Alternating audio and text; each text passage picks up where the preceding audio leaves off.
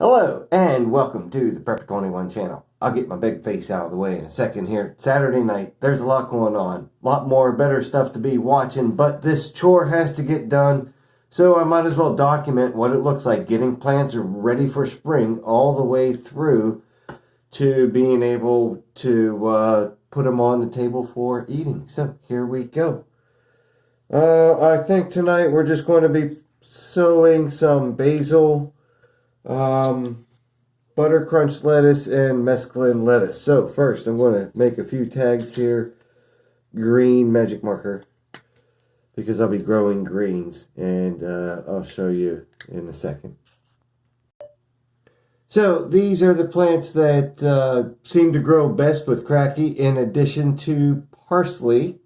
Okay, I've already got new parsley started underway. They're under lights now. But here we have butter crunch lettuce, really productive and delicious and nutritious. Mesclun lettuce, same, productive, delicious, nutritious, and mammoth basil. That's all I need to say about that.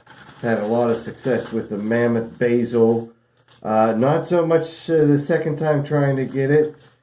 But the seeds I'm using, you know, some of them are not so fancy here. Burpee big leaf. Okay, but this one is nice. This is typically, right here, mammoth basil from Southern Exposure Seed Exchange. That's my typical supplier there. So I'll just take some basil seeds here. Okay. Don't have a whole lot left, but I harvested a lot, and I'm going to save those harvested for something else. But right there, I got at least a bit more than a dozen.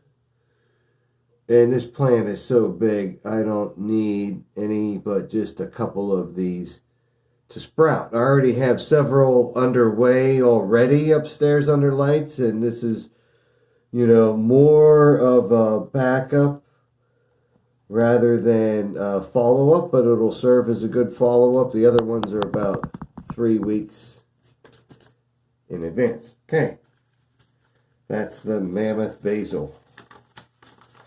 Next is really, again, I got to figure out where I got these seeds. This plant is amazing. Butter crunch lettuce.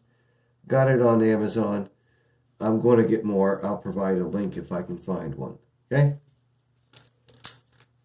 And again, I got a lot of seeds in here, right? But I only need a few for productive plants. I've got some that are coming to their end, some others that are underway again, just like the basil. And just take a pinch of a few, sprinkle them around where they belong. Even if I get them in the wrong place, it don't matter. And you see I still have that many left over, you know, so I don't let anything go to waste if it can be helped. However, yeah, certainly a lot gets wasted. Okay, mesclun as well, just typical. Let's see here again. Burpee seeds, right? And these are running out, so I'm going to get more of these, or if I could find them from my heirloom provider, I'll try that too. And this seems to be about the last of them. So I've got a few of these underway too. Again, that's about the last of them. Maybe I'll use half. So seeds will go a long way if you take the time to, you know, spread and pinch. And sure, you could have this done different ways and automatically, but, you know, there's only one way to begin gardening, and that's at the beginning. Okay? And I don't mean that. I mean, sure, if you need to go out and get starts or whatever, that's how you get going, that's great. Fine. But if you're going to start from seed, you know, sometimes you can't rush it. And I'll still get a lot of productivity out of this, because whatever I can't put into the cracky system from these plants here, I'll go ahead. First, I'll just show you I got enough seed left over for just a couple more plants. Actually, I just spilt some, so or screwed here. Got to put them in, and whatever spilled down here. Oh well. Okay, so that's it then. That's the end of the mescaline. Got to get those. Okay, showed you the seeds, and you know, just using a regular old pencil to maybe cover the seeds up. They're tiny, so they only need a little bit of covering. And we'll go ahead and put on, you know, just this older, thinner plastic black tray.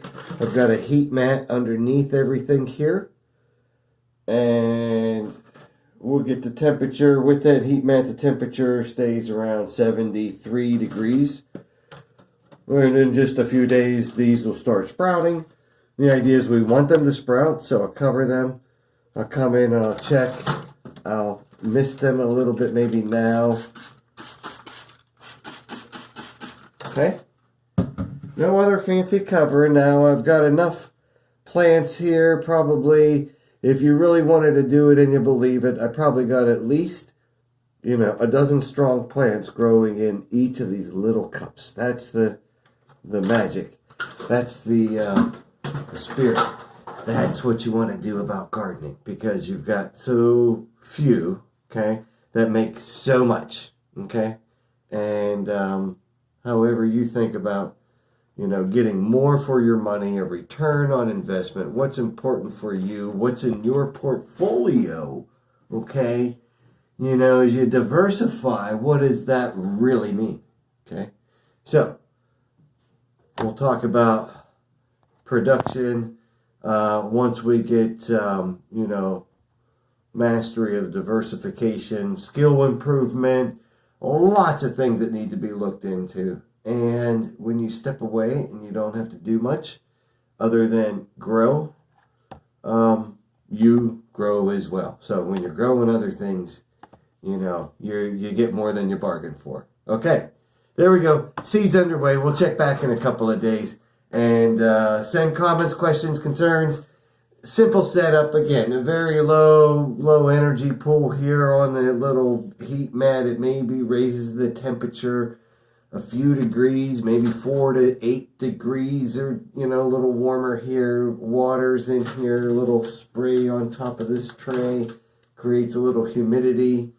Constant temperature of about 73, 74 degrees. And in just a couple of days, even though it's dark, something grows. All right, come on back. Get prepared.